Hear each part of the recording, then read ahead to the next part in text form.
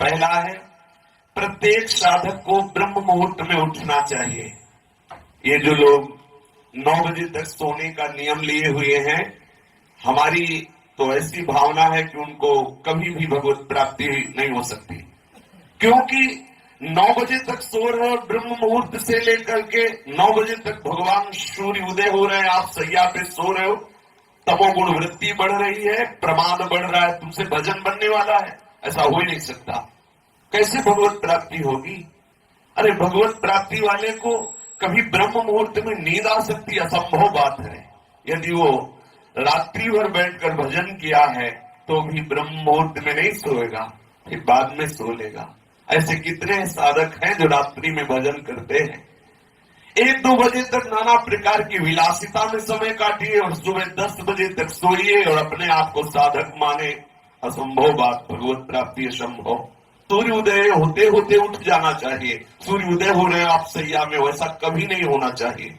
दूसरा, प्रातः काल जग करके किसी सांसारिक विषय का निर्णय नहीं करना चाहिए।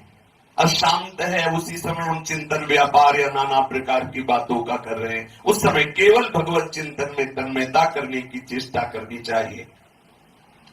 तीसरा, प्रातः काल सूर्योदय के समय और संध्या के समय, 2 समय प्रार्थना युक्त भाव से, यदि आप वैष्णव उपासना में है, नित्य विहार उपासना में है, तो ठाकुर की मंगला और संध्या आरती के समय पद गायन करते हुए प्रभु से प्रार्थना करें। यदि आप सनातन धर्मी उपासना में हैं तो आप संध्या करते हुए, गायत्री जप करते हुए उस समय प्रभु से प्रार्थना करें कि हमारे जीवन की संध्या होने जा रही है, अभी हमारी आपकी संधि नहीं हुई, हमारा मन विषयों में फिसल रहा है, नाथ स्वीकार कर लो। हे पतित पावन, मुझ पतित को अपने सानिध्य का अनुभव कराओ। आप हमारे हृदय में हो, ऐसा मैं अनुभव कर पाऊं।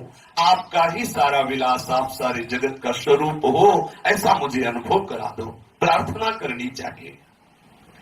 चौथा, नियम लें कुछ भगवत नाम का कि हम इतने माला जपेंगे, या गुरुजनों से नियम सामने स्वीकार करें और उसे प्राणपण, ऐसा प्राणपण कि मैं भले भूखे रह जाऊं, भले मैं कष्ट सहूं, लेकिन जब तक इतना जप नहीं होगा तब तक हम प्रसाद नहीं पाएंगे, तब तक हम स्वयं नहीं करेंगे।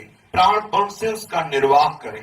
एक जप का नियम ले लें कि मुझे इतने घंटे जप करना है, फिर उसे निर्वाह करें बहुत काल तक, तो आपका अभ्यास दृढ़ हो जाएगा। आपके लिए बहुत सहज हो।